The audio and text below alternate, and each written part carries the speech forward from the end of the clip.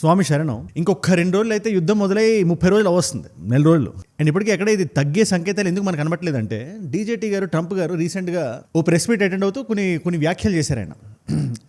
ఏ యుద్ధంలో అయినా నెరేటివ్ వార్ఫేర్ని ముందు పెట్టడం, మేం గెలుస్తాం అంటే మేం గెలుస్తాం అనడం, నేను పిసికేస్తా అంటే నేను నలిపేస్తా అనడం, ఇవన్నీ సహజం. ఇది నెరేటివ్ వార్ఫేర్. చేయకముందు మేము ఇది చేయగలుగుతాం, ఇది మా కేపబిలిటీ అని చెప్పడం. ఇది ఇరాన్ చేస్తుంది, ఇటు అమెరికా చేస్తుంది. కానీ అయతుల్లా ఆఫ్ ఇరాన్ ఉంటారు కదా, ఆయన్ని పట్టుకొని డీజేటీ గారు ఈజ్ అ గే అని చెప్పి అన్నారు. ఆన్ వీడియో ఇది రికార్డ్ అయి ఉంది, ఒకసారి మీరు వినండి. ఫస్ట్ మీరు వినండి, దాని తర్వాత నేను చెప్తా. And did the CIA tell you that Ayatollah Jr.'s gay? Well, they did say that, but I don't know if it was only them. I think a lot of people are saying that, which puts them off to a bad start in that particular country, you know. ఇది multiple levels లో ఇది wrong. ఎందుకంటే first of all Iran is one of those countries, ఇప్పటికీ గే అన్నా కూడా, లేకపోతే ఆ zone ఏమైనా పట్టుకున్నా కూడా తీవ్రమైన శిక్షలు పడే అవకాశం ఉంది. సో మీ లీడర్ అలాంటి వ్యక్తిని చెప్పడం ద్వారా ఇరాన్లోకి ఇంటర్నల్ ఇన్సర్జెన్సీ తీసుకురావడం అనేది డీజేటీ గారి ప్లాన్. అది ఒక్కటే కాదు, ఇన్ఫాక్ట్ ఇరాన్లో ఎవరికి లీడర్ అవ్వాలని లేదు, సుప్రీం లీడరు. ఎవరైనా వాళ్ళు మేము చంపేస్తాం కదా, సో వాళ్ళు వచ్చి నన్నే అడుగుతున్నారు, నన్ను అవ్వమని. నేను నో థ్యాంక్ యూ అని చెప్పానని చెప్పి డీజేటీ గారు అన్న వ్యాఖ్య ఒకసారి మీరు వినండి. There's never been a head of a country that wanted that job less than being the head of Iran. I don't want it. We listen to some of the things they say. We hear them very clearly. They say, I don't want it. We'd like to make you the next supreme leader. No, thank you. I don't want it. Anyways, దీనికి Iran నుంచి స్పెసిఫిక్గా response ఏం రాలేదు. కానీ కరాఖండ్కి Iran ఒక విషయం చెప్తుంది, సోల్జర్స్ని కానీ మీరు ఇవాళ దింపితే, ఎందుకంటే ఇవాళ డీజేటీగా చాలా పెద్ద ప్లాన్ వేస్తారని చెప్పి మనకి జియో పొలిటికల్ సర్కిల్స్లో మనకు వినబడుతుంది. అది ఇది ఈ చెవి ఆ చెవి దాటి ఇరాన్కి కూడా వెళ్ళింది. And Iran is very very strong. మీరు రండి మేము చూసుకుంటాం, మీరు దింపిన వాళ్ళని దింపినట్టు లేపేస్తాం అని చెప్పి ఇరాన్ చెప్తుంది. ఫస్ట్ ఆఫ్ ఆల్ ఒక విషయం ఇక్కడ చెప్పాలంటే, క్లియర్ చేయాలంటే, యుద్ధం మొదలైనప్పుడు బూట్స్ ఆన్ గ్రౌండ్ ఉండవు. బూట్స్ ఆన్ గ్రౌండ్ అంటే ఏంటి? అమెరికా సోల్జర్స్ ఎవరైతే ఉన్నారో సముద్రాలు దాటేసి ఇరాన్లో దింపి అక్కడ ఒక ఇన్వేజన్లా చేపిద్దాం అనేది ఒక ప్లాన్ ఉంటుంది. అది ఈ యుద్ధం స్టార్ట్ అయినప్పుడు అమెరికాకి లేదు. ఇరాక్లో చేద్దామో, లిబియాలో చేద్దామా, లేదా ఆఫ్ఘనిస్తాన్లో చేద్దామని లేదు. అక్కడ మిజైల్స్ని పంపించే టెక్నాలజీ పెరిగింది, కానీ మిజైల్స్ని పంపించే మనం ఓడగొట్టేద్దాం, ఇన్సర్జెన్సీని లోపల నుంచి క్రియేట్ చేద్దాం ఉండేది. కానీ ఇరాన్ ఏ విధంగా అయితే రియాక్ట్ అయిందో అది ఎవ్వరూ ఎక్స్పెక్ట్ చేయలేదు. కాబట్టి ఇవాళ ఈ డెసిషన్ తీసుకోవాల్సి వస్తుందేమో. ఎందుకంటే లీడర్స్ నెరేటివ్ వార్ఫేర్లో ఏది చెప్తే అది మనం వినకూడదు. డీజేటీ గారు ఈ మాట చెప్పలేదు, కానీ అది ఇన్సిన్యూయేట్ అయ్యేలా వాళ్ళ యాక్షన్స్ ఉన్నాయి. అంటుంటారు కదా, go by anybody's actions, not by his words అని. ఈ ముక్కు కొరికేస్తాను ఎవరైనా అంటే ఆ వ్యక్తి అలా అనడం వేరు, చేయగలగడం వేరు స్వామి. చేయగలుగుతున్నాడా లేదా అని చేసిన తర్వాత మనం చెప్పగలుగుతాం. కానీ 2 సైడ్స్ ధమ్కీలు అయితే పడుతున్నాయి కదా. కాకపోతే ట్రంప్ గారు చెప్పకుండా చేస్తున్న విషయం ఏంటంటే, ఈ సోల్జర్స్ని పంపించడం. ఈ చుట్టుపక్కల ఉండే దేశాలు ఉంటాయి కదా, ఫర్ ఎగ్జాంపుల్ ఇప్పుడు యూఏఈ కానీ, బహ్రెయిన్ కానీ, కువైత్, ఖతార్, ఈ దేశాలన్నిటికీ ఇక్కడ ప్రతి దగ్గర అమెరికన్ స్థావరాలు ఉన్నాయి, అమెరికన్ బేసెస్ ఉన్నాయి. ఆ బేసిల్లో దింపి గట్టిగా ప్లాన్ చేసి కొడదాం అనేది ప్లాన్. ఇప్పుడు దీనికి రిటాలియేట్ అయితే ఇరాన్, మీరు పంపించండి, మేము 20-30 రోజులుగా కాదు, 20-30 సంవత్సరాలుగా, కొన్ని దశాబ్దాలుగా మేము ప్రిపేర్ అవుతున్నాం. ఏదో ఒక రోజు అమెరికా వస్తుంది, వచ్చిన రోజు మేము ఎలా సమాధానం చెప్పాలా అని చెప్పి.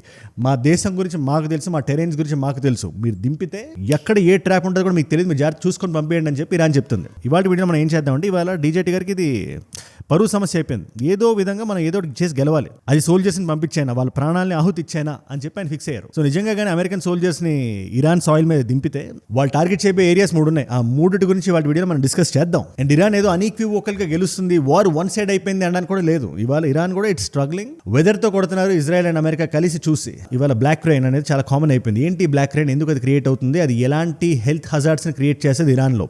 ఇవాళ the real cost of war, ఆ వార్ అయిపోయిన కొన్ని దశాబ్దాల వరకు అది వెంటాడుతూ ఉంటుంది జనాల్ని. గట్టిగా మాడాల్సి వస్తే, జపాన్లో హిరోషిమా నాగసాకికి ఏదైతే జరిగిందో, అది ఎన్ని దశాబ్దాల వరకు అయితే వాళ్ళని వెంటాడిందో, వాళ్ళ జీవితాల్ని, వాళ్ళ బ్రతుకుల్ని, వాళ్ళ హెల్త్ని, అదే విధంగా ఇరాన్ కూడా వెంటాడదని చెప్పి మనకు అంటున్నారు. ఈ బ్లాక్ రెయిన్ అనేది చిన్న ఎగ్జాంపుల్ దానికి. ఆ ఎగ్జాంపుల్ని తీసుకొని మనం మాట్లాడదాం. అండ్ ఇలాంటి వీడియోస్ నా సైడ్ నుంచి మీకు రోజు కూడా వస్తుంది, ఎవ్రీ సింగిల్ డే. ఇలాంటి యుద్ధ సమయంలో గంటకి అప్డేట్స్ వస్తున్నాయి. ఇక్కడ ఇది జరుగుతుంది, పలానా దగ్గర అది జరుగుతుంది, పలానా దగ్గర అది జరుగుతుందని చెప్పి. అక్కడ ఏది ఆథెంటిక్ ఇన్ఫర్మేషన్ దాన్ని బయటికి తీసి, దాన్ని ఒక 10-15 నిమిషాలు వీడియోలా చేసి, మనందరం మాట్లాడే భాషలో మాట్లాడి సింప్లిఫై చేసి ఒక నాలెడ్జ్ పిల్ల మీ ముందు పెట్టేస్తున్నా. మీ దాకా ఈ వీడియో రావాలంటే మీరు ఏం చేయాలి మరి? కింద కనబడే సబ్స్క్రైబ్ బటన్ నొక్కండి స్వామి. Subscribe చేశారుగా, done. అసలు ఈ కాంటెక్స్ట్ గురించి మనకి ఏమాత్రం అర్థం కావాలన్నా మనం 3 లొకేషన్స్ గురించి మనం మాట్లాడాలి. ఒకవేళ నిజంగా కానీ సోల్జర్స్ని కానీ అమెరికా కానీ ఇరాన్లో కానీ దింపితే, ఈ 3 మీద వాటి టార్గెట్ ఉంటుంది. ఎందుకంటే ర్యాండమ్గా ఎక్కడో దింపేసి ఏదో ఒకటి చేసేయడం కాదు కదా. వాళ్ళకి ఎక్కడ గుద్దితే ఎకనామిక్స్కి తగులుతుందో అక్కడ గుద్దాలి. అలా కొట్టగలిగే లొకేషన్స్ ఏమున్నాయి? 3 ఉన్నాయి. లొకేషన్ నెంబర్ 1 క్వెష్మ్ ఐలాండ్ అని చెప్పి. ఇది ఖర్గ్ ఐలాండ్ కాదు, మీరు కన్ఫ్యూజ్ అవ్వకండి. రీసెంట్గా మొన్న ఏదైతే మిజైల్స్ పడ్డాయి అది ఖర్గ్ ఐలాండ్. అక్కడ కూడా మనం వద్దాం. బట్ ఈ క్వెష్మ్ ఐలాండ్ అంటే ఏంటిది అంటే, మనకి రీసెంట్గా 1 year బ్యాక్ కూడా వీడియో చేశారండి. ఈ అండర్ గ్రౌండ్ మిజైల్ సిటీ ఒకటి ఉంది ఇరాన్కి, అది లాంచ్ చేసిన అది చూపించింది విజువల్. చూడండి ఒకసారి ఎలా ఉంది అని చెప్పి. లోపల మిజైల్స్, వేలల్లో మిజైల్స్ పెట్టి ఆల్మోస్ట్ లోపల ఒక సిటీ ఉన్నట్టుంది లోపల. అది ఎక్కడ ఉందంటే ఐలాండ్ దగ్గర ఉంది. అందుకే ఐలాండ్ మిజైల్ సిటీ అని కూడా అంటారు. దీన్ని కానీ ఒకవేళ అమెరికా కొట్టగలిగితే, ఎందుకంటే ఏ యుద్ధంలో అయినా మిజైల్స్ అనేది చాలా ఇంపార్టెంట్, ఆ మిజైల్స్ దగ్గర ఉండే ఆయువు పట్టు అమెరికా తీసుకోగలిగితే it's a big win for America. And ఇరాన్కి వేరే ఆప్షన్ ఉండదు వెనక్కి తగ్గడం తప్పితే. ఎందుకంటే ఏదైనా కొట్టాలంటే మిజైల్స్ అని కొడుతుంది కదా. ఆ మిజైల్స్ అన్ని నువ్వు దగ్గర పెడితే ఆ మిజైల్స్ ఉండే ఐలాండ్స్ మనం పట్టుకుంటే అంతే కదా. సో అదే number 1. Number 2 is Kharg island. ఇది మ్యాప్లో ఎగ్జాక్ట్గా ఈ పాయింట్ దగ్గర ఉంటుంది, మీరు చూడండి. 22 square kilometers ఉండే ఐలాండ్ ఇది. కాకపోతే ఇది అమెరికా టైం నుంచి, అమెరికా ఎప్పుడైతే షా రూలర్స్తో పాటు కుమ్మక్కై 1979 ఇరానియన్ రివల్యూషన్ ముందు కొంచెం లిబరల్ గవర్నమెంట్ ఉండేది ఆ టైంలో ఇరాన్లో.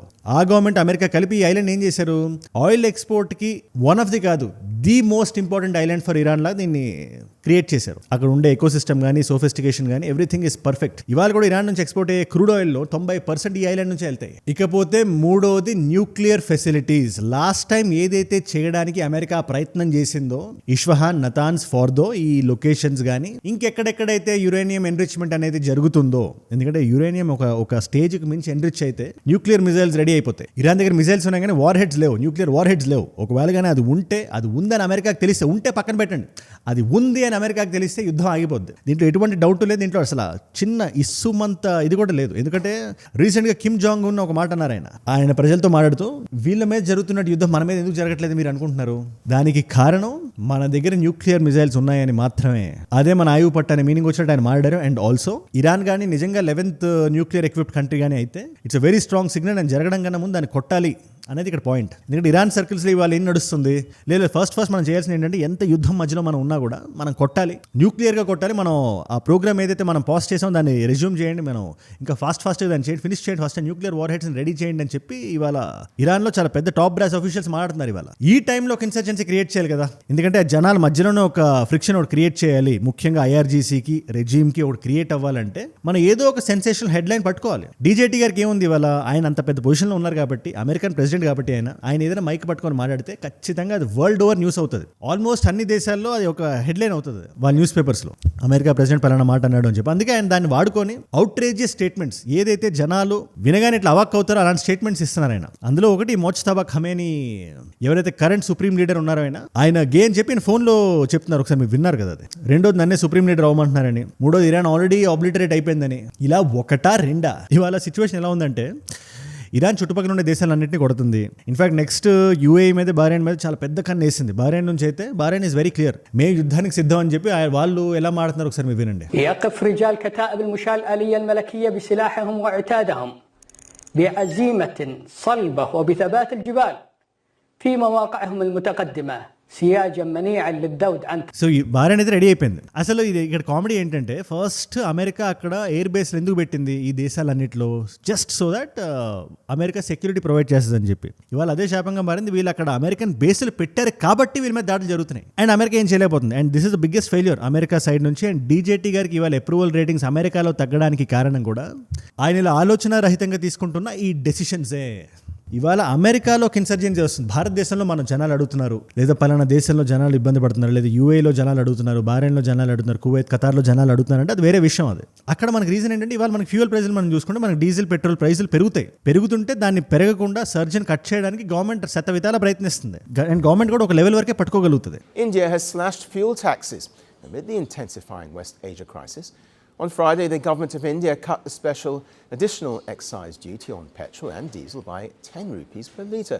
దాని తర్వాత భారాన్ని ఒక సగటు వ్యక్తి నెత్తి మీద పెట్టాల్సి వస్తుంది ఈ యుద్ధం ఒక మితికి మీరి జరిగితే. సో మనం తిట్టుకుంటాం మనం. కానీ అమెరికన్ ప్రజలు, అమెరికా లోపల ఉండే ప్రజలు కూడా ఇవాళ ట్రంప్ గారిని ఎందుకు తిట్టుకుంటున్నారంటే, ఈ ట్యాక్స్ పేయర్స్ మనీ ఏదైతే యుద్ధానికి వెళ్తుందో బిలియన్స్ ఆఫ్ డాలర్స్ వెళ్తున్నాయి, 4,500 మంది చనిపోయారు. ఇవాళ అమెరికన్ సోల్జర్స్ మీరు ఆన్ గ్రౌండ్ మీరు పంపిస్తే వాళ్ళ ప్రాణాలు పోతే దానికి ఎవరు సమాధానాలు చెప్తారు? దానికి దగ్గర సమాధానం నిజంగా యుద్ధం గెలిచి మేము గెలిచామని చెప్పి ప్రకటించుకుంటే తప్పితే దీనికి వేరే సొల్యూషన్ లేదు. సో నిజంగా ఏదో ఒకటి చేసి గెలుద్దాం అని చెప్పి డీజేటీ గారి వాదన అండ్ ఆయన ప్రయత్నం. అందుకే ఏది శత విధాల జస్ట్ ఫర్గెట్ ఈ సోల్జర్స్.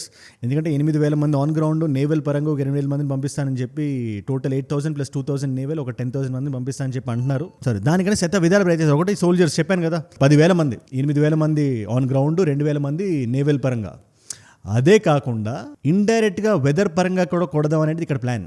క్రూడ్ ఆయిల్ ఫెసిలిటీస్ ఎందుకు కొడుతున్నారు, ప్లాన్ చేసి ఎందుకు కొడుతున్నారు? ఒకటి ఎకనామిక్గా దెబ్బతీయాలని, రెండు దీనివల్ల బ్లాక్ రెయిన్ క్రియేట్ అవుతుంది. బెంజిన్ కానీ ఎసిటోన్ కానీ ఇవన్నీ ఏంటంటే లోపల క్యాన్సర్స్ ఇవి. రేడియేషన్ ఉండకపోవచ్చు, హిరోషిమా నాగసాకిలో జరిగినట్టు. దాని మీద హిబాకుషా అని చెప్పి ఒక టర్మ్ కూడా ఉంటుంది దానికి. అంటే ఎవరెవరైతే దీనివల్ల బాధపడ్డారో, బ్లాక్ డే బ్లాక్ రెయిన్ అని చెప్పి ఒక సినిమా ఉంటుంది జపాన్లో, 1989లో వచ్చింది ఆ సినిమా. ఒక ఆడపిల్ల తన జీవితంలో ఎలా నష్టపోయింది, తనకి పెళ్లి కూడా ఎవరు చేసుకోకుండా ఎలా ఉన్నారు అనేది ఇక్కడ పాయింట్. అందుకని వాళ్ళు ఏమంటున్నారంటే, ఫర్ ఎగ్జాంపుల్ ఒక్కసారి మీరు ఒక అతను అక్కడికి వెళ్ళి కార్ మీద ఈ బ్లాక్ రెయిన్ పడితే దాన్ని ఫింగర్ తో ఇట్లా లాగా చూపించాడు, ఒకసారి మీరు చూడండి, విజువల్ చూడండి. ఆయనకి ఏం కాలేదు కదా అనే డౌట్ మీకు రావచ్చు, కానీ ఇది ఒక్క రోజులో జరిగేది కాదు. ఈ యుద్ధంలో ఒక్కసారి బ్లాక్ రెయిన్ ఏదో పడిపోతే వాళ్ళ జీవితానికి ఆ ఒక్కసారికే ప్రాబ్లం వస్తుందని కాదు ఇక్కడ ప్రాబ్లం. ఇది కంటిన్యూస్ గా పడుతుంది కాబట్టి కొన్ని దశాబ్దాల తర్వాత కూడా ఈ ఎక్స్పోజర్ ఏదైతే ఉంటుందో ఈ రెయిన్ కి, ఆ జనాల ప్రాణాలకి అది ఇష్యూ క్రియేట్ అవుతుంది. WHO నుంచి లేదా UN అఫీషియల్స్ ఏం మాట్లాడుతున్నారు చూడండి, హెల్త్ దీనివల్ల వచ్చే హెల్త్ హజార్డ్స్ గురించి. Rain and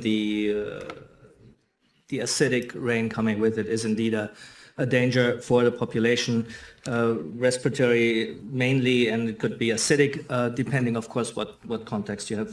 రెస్పిరేటరీ ప్రాబ్లమ్స్ వస్తాయని చెప్పి ఆయన క్లియర్గా చెప్తున్నారు. అండ్ ఇలాంటి టైంలో ఇలాంటి రెయిన్ ఉన్నప్పుడు ఎవరైనా ప్రెగ్నెంట్ విమెన్ ఉంటే లోపల ఉండే కడుపులో ఉండే బిడ్డకు కూడా అది ప్రమాదం. అది ప్లస్ అల్బోర్స్ మౌంటైన్స్ అని చెప్పి అది టాప్ మోస్ట్ మౌంటైన్ రేంజ్ అది ఇరాన్లో. ఇప్పుడు ఈ మౌంటైన్ రేంజ్ వల్ల ఏంటి ఇబ్బంది అంటే, ఇప్పుడు ఇలాంటి రెయిన్ పడినప్పుడు జనరల్గా వర్షం పడిన తర్వాత ఏవైతే గాల్లో ఉండే కంటామినెంట్స్ ఉంటాయో అవి సెగ్రిగేట్ అయిపోతాయి, దిల్ కీప్ గోయింగ్ ఆఫ్. బట్ ఇలాంటి మౌంటైన్ రేంజ్ ఉండడం వల్ల దాన్ని ఆపుతుంది అది కంప్లీట్గా. సో అక్కడే అది స్టక్ అయ్యి కొన్ని రోజులు, నెలలు, సంవత్సరాల వరకు అది ఉండిపోతే just imagine the plight of the people. ఇవాళ అదే జరుగుతుంది. అండ్ ఇరాన్ ఏ విధంగా బాధపడుతుంది అంటే ఇది ఖచ్చితంగా ఇది one of the main reasons అవుతుంది, ప్రైమరీ రీజన్స్ అవుతుంది. ఎనీవేస్ ఎంటైర్ సిచ్యువేషన్ మీద మీరేమనుకుంటున్నారు నాకు కింద కామెంట్స్లో ఖచ్చితంగా మీరు రాయండి. నేను ఏమైనా కొత్త అప్డేట్స్ మళ్ళీ ఫ్యూచర్లో వచ్చినా కూడా దాన్ని అంతా కన్సైజ్గా చేసి మీ ముందు పెట్టేస్తాను నేను. ఇవాళ మల్టిపుల్ చాయిస్ క్వశ్చన్ మీ అందరికీ, హిరోషిమా నాగసాకిలో ఆ అటామిక్ బాంబింగ్స్ అనేది ఏ సంవత్సరంలో జరిగింది? Option A is 1943, option B is 1945, option C is 1947, option D is 1951. మీకు సమాధానం తెలిస్తే కింద రండి, తెలుసుకుందాం అనుకుంటే ఇన్స్టాగ్రామ్కి వచ్చేసేయండి. అక్కడ అజయ్ ఫ్రమ్ ఏజుడ్ అని ఉంటుంది, అజయ్ ఫ్రమ్ అని రాని, it's verified profile tick mark ఉంటుంది. మీరు అక్కడ డైరెక్ట్గా వచ్చి ఇక్కడ ఇలాంటి వీడియోస్, ఇలా ప్రస్తుతం ఇలాంటి ఆర్టికల్ ఏమైనా మీకు దొరికినా, నాకు ఏదైనా వీడియో ఐడియా టాపిక్ మీరు ఇద్దాం అనుకున్నా కూడా it's a great place. And నా లైఫ్లో నా చుట్టూ ఏమైనా జరుగుతుంది మీరు తెలుసుకుందాం అనుకున్నా కూడా అక్కడ వచ్చి మీరు ఫాలో అయి పెట్టేసుకోండి. Let us all be a part of this tight knit community. And ఏజుడ్ గ్లోబల్ అండ్ మీ నాన్ తెలుగు ఫ్రెండ్స్ నాకంటే వీడియోస్ మీరు షేర్ చేద్దాం అనుకుంటే డెఫినెట్లీ దాన్ని సబ్స్క్రైబ్ చేసి పెట్టేసుకోండి. మీరు ఇక్కడ దాకా ఈ వీడియోలో వచ్చారంటే నా వీడియోస్ మిమ్మల్ని ఆకట్టుకుంటున్నాయి, ఒక వాల్యూ పొందుతున్నారు. Thank you so much for that. మీరు ఇస్తున్న వాచ్ టైం రిటెన్షన్ ఉంది కదా, ప్రాణం పెట్టి నన్ను పనిచేయడానికి, రోజు నిర్భయంగా నిర్మోహమాటంగా మాట్లాడడానికి నన్ను ప్రేరేపిస్తుంది, ప్రోత్సహిస్తుంది. దానికి మీరే నా ప్రేరణ. గంటకి యుద్ధంలో అప్డేట్స్ వచ్చినా కూడా దాంట్లో మోస్ట్ ఆథెంటిక్ ఇన్ఫర్మేషన్ ఏది, మనకు తెలియాల్సిన ఇన్ఫర్మేషన్ ఏది, నాయిస్కి నాలెడ్జ్కి మధ్యలో ఉండే గ్యాప్ నేను ఫిల్ చేసి ఒక నాలెడ్జ్ పిల్ల ఈ వీడియోని రెడీ చేసి ఒక 10-15 నిమిషాలు వీడియోలో చేసి మీ ముందు పెట్టేస్తున్నా. ఇది మీ దాకా మీరు పడుకునే ముందు మీ మొబైల్ ఫోన్స్లో రావాలంటే మీరు ఏం చేయాలి? కింద కనబడే సబ్స్క్రైబ్ బటన్ నొక్కి పెట్టుకోండి స్వామి. సబ్స్క్రైబ్ చేశారుగా, డన్ స్వామి. మీకోసం 2 వీడియోస్ పెడుతున్నాను ఇక్కడ. అమెరికా ఇచ్చిన కండిషన్స్ ఏంటి, ఇరాన్ ఇచ్చిన కండిషన్స్ ఏంటి, యుద్ధాన్ని ఆపడానికి మీరు తెలుసుకోవాలంటే ఆ వీడియో ఇక్కడ ఉంది. లేదా అసలు యుద్ధం ఎలా మొదలైందో తెలుసుకోవాలంటే ఆ వీడియో ఇక్కడ ఉంది. మీకు ఏ వీడియో ఇంట్రెస్ట్ ఉంటే ఆ వీడియోని చూడండి. నేను మళ్ళీ మిమ్మల్ని రేపు ఇంకో వీడియోతో కలుస్తా. మనందరం కలిసి పెరగాలి, కలిసి ఎదగాలి. Let us all grow together, let us all rise together, rise above ignorance, rise above arrogance, rise above hate. ఏ జూడ్ అంటే మనం. జై హింద్, జై భారత్, జై ఆంజనేయ, ఓం నమః శివాయ, స్వామి శరణమయ్య.